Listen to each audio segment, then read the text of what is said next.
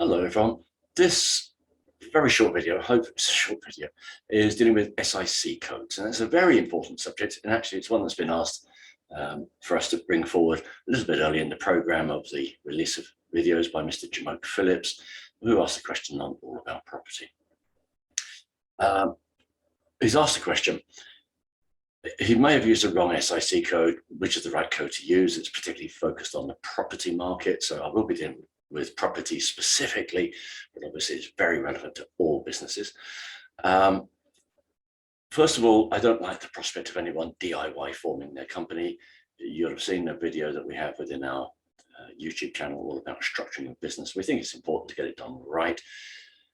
It's not just a case of just get something done cheaply. I think that's penny wise and pound foolish. You should be looking at what to do long term, what's going to be right for your family, what's right for your business, how does it fit into your long term strategy. So whilst I would say that I don't like the idea of the DIY formation, let's try to help Mr. Phillips. SIC codes.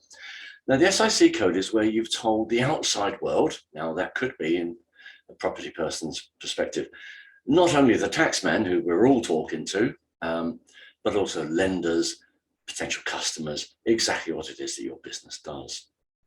So if you're in property, there are a few codes that have to be used, frankly.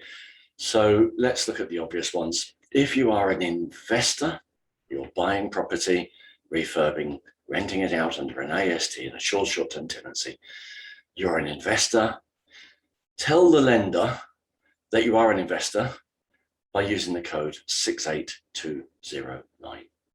And that is for owned property. You'll see I'll use that code again in a moment. Now, if you're in a developer, for example, you would need to have one of the development codes. And there's quite a few that you could use, whether it's property finishing, property creation, etc.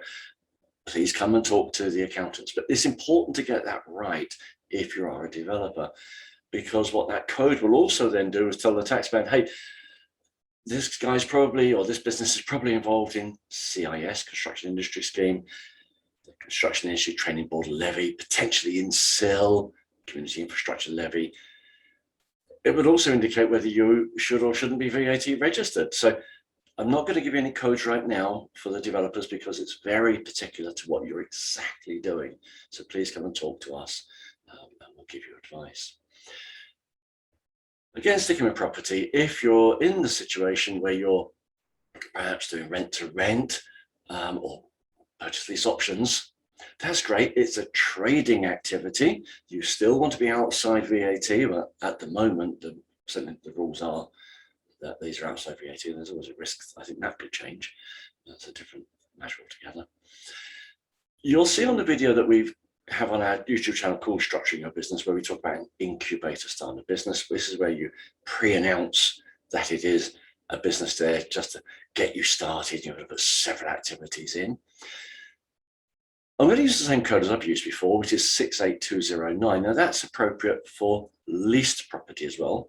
So if you're doing a PLO during the lease period, you'd want to use the 68209 code, but it's not an owned property. So it is still a trading activity. I'd like to keep this business separated from your investment activity.